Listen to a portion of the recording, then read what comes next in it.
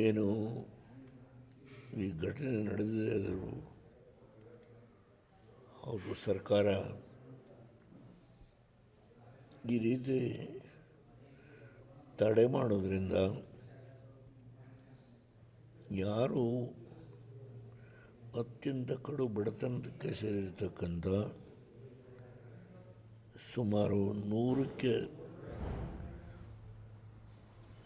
7,800 ಎಕರೆ ಭೂಮಿನಲ್ಲಿ 80%ಗಿಂತ ಹೆಚ್ಚು 1 ಗುಂಟೆಯಿಂದ 5 ಗುಂಟೆವರೆಗೆ ಇಟ್ಕೊಂಡಿರ್ತಕ್ಕಂಥ ಅತ್ಯಂತ ಕಡು ಬಡವರಿದ್ದಾರೆ. ಅವರ ಮುಂದಿನ ಜೀವನಕ್ಕೆ ಅತ್ಯಂತ ಹೇಯವಾದಂಥ ಕೃತ್ಯವನ್ನು ಮಾಡ್ತಕ್ಕಂಥದ್ದಕ್ಕೆ ಏನು ಸರ್ಕಾರ ಮುಂದಾಗಿದ್ದಾರೋ, ನಾನು ಪೊಲೀಸ್ ಅಧಿಕಾರಿಗಳ ಬಗ್ಗೆ ಮಾತನಾಡೋದಿಲ್ಲ. ನಿನ್ನೆ ಮುಖ್ಯಮಂತ್ರಿಗಳು ಯಾರು ಜಮೀನು ಕೊಡೋದಿಲ್ವೋ ನಾವು ಅವ್ರಿಗೆ ಬಲಾತ್ಕಾರ ಮಾಡೋದಿಲ್ಲ ಅಂತ ಹೇಳಿದ್ದಾರೆ. ಆದರೆ ಇವತ್ತು ಯಾಕೆ ತಡೆದರು? ಇದು ನಿಗೂಢವಾದ ಪ್ರಶ್ನೆ. ನಾನು ರಾಜಕೀಯ ಜೀವನದಲ್ಲಿ 70 ವರ್ಷ ರೈತರ ಪರವಾಗಿ ಹೋರಾಟ, ಹಲವಾರು ನಿದರ್ಶನಗಳನ್ನು ನಾನು ಕೊಡಬಲ್ಲೆ.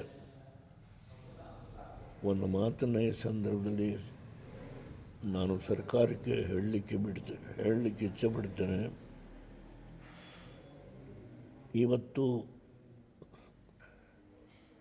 ಸುಮಾರು 35-40 ಸಾವಿರ ಖಾಲಿ ನಿವೇಶನಗಳು ಯಾರೂ ಅದನ್ನು ಕೊಂಡ್ಕೊಳ್ಳಲಿಕ್ಕೆ ಬರದೇ ಇರತಕ್ಕಂಥ ಸನ್ನಿವೇಶದಲ್ಲಿ BDA ವತಿಯಿಂದ ಬೇರೆ ಬೇರೆ ಬಡಾವಣೆಗಳಲ್ಲಿ ಮಾಡಿರೋ ಖಾಲಿ ನಿವೇಶನಗಳು ಬಿದ್ದಿರು. ಈ ಹಿನ್ನೆಲೆಯಲ್ಲಿ ಇಲ್ಲಿ ಇವತ್ತು ಯಾರು ಜೀವನವನ್ನು ನಡೆಸ್ತಾ ಇದ್ದಾರೋ ಅದು ಒಕ್ಕಲಿಗರಲ್ಲ. ಬರೀ ಒಕ್ಕಲಿಗರಿಗೋಸ್ಕರ ದೇವೇಗೌಡರು, ಕುಮಾರಸ್ವಾಮಿಯವರು, ನಿಖಿಲ್ ಕುಮಾರಸ್ವಾಮಿಯವರು ಹೋರಾಟ ಮಾಡ್ತಾರೆ ಅಂತ ಭಾವಿಸಬಾರ್ದು. ಹಲವಾರು ಸಣ್ಣ ಸಣ್ಣ ಸಮುದಾಯ ಇದೆ, ಹಿಂದುಳಿದ ಸಮುದಾಯ ಇದೆ, ಅತ್ಯಂತ ಸಂಕಷ್ಟದಲ್ಲಿರ್ತಕ್ಕಂಥ ಬಡವರಿದ್ದಾರೆ. ಅವರ ಹೊಟ್ಟೆಯ ಮೇಲೆ ಹೊಡೆಯತಕ್ಕಂಥ ಕೆಲಸಕ್ಕೆ ಏನಾದರೂ ನಾನು ಪೊಲೀಸ್ ಅಧಿಕಾರಿಗಳ ಬಗ್ಗೆ ಮಾತಾಡೋದಿಲ್ಲ. ಅವರು ಇವತ್ತವರೆಗೂ ಸಹಕರಿಸಿದ್ದಾರೆ. ಆದರೆ ಅವ್ರ ಮೇಲೆ ಒತ್ತಾಯ ಹಾಕಿದ್ದಾರೆ ಸರ್ಕಾರ. ಹೋರಾಟದಲ್ಲಿ ನಾನು ಭಾಗವಹಿಸ್ತೇನೆ. ಸರ್ಕಾರ ಯಾವ ರೀತಿ ನಡ್ಕೊಳ್ತಾರೆ ಅನ್ನೋದ್ರ ಮೇಲೆ ಅವಲಂಬನೆ ಆಗುತ್ತೆ. ಆದರೆ ಇದರಿಂದ ನಾವು ಹಿಂದೆ ಮುಖ ಆಗಲ್ಲ. ಯಾತಕ್ಕೋಸ್ಕರ ಮಾಡ್ತಾರೆ ಇದನ್ನ? ಯಾರು ಅರ್ಜಿ ಹಾಕಿದ್ದಾರೆ? ಯಾವ ಪ್ರಾಜೆಕ್ಟ್ ಮಾಡೋಕ್ಕೆ ಬಂದಿದ್ದಾರೆ? ಈಗ ನಾವು ಟೊಯೋಟಾ ಫ್ಯಾಕ್ಟ್ರಿಗೆ 3,000 ಎಕರೆ ಭೂಮಿ ಕೊಟ್ಟು ಇಲ್ಲಿ ಯಾವ ಪ್ರಾಜೆಕ್ಟ್ ಮಾಡೋದಕ್ಕೆ ಬಂದಿದ್ದಾರೆ? ಯಾರಿಗೋಸ್ಕರ ನೀವು ಸೈಟ್ ಮಾಡ್ತೀರಿ? ಯಾರಿಗೋಸ್ಕರ ಲೇಔಟ್ ಮಾಡ್ತೀರಿ? ಸತ್ಯ ಸಂಶೋಧನೆ ಸಮಿತಿ ಇದೆಲ್ಲ ನಡೆಸ್ತಾರೆ ನೀವೇ. ಅದನ್ನು ನಾನು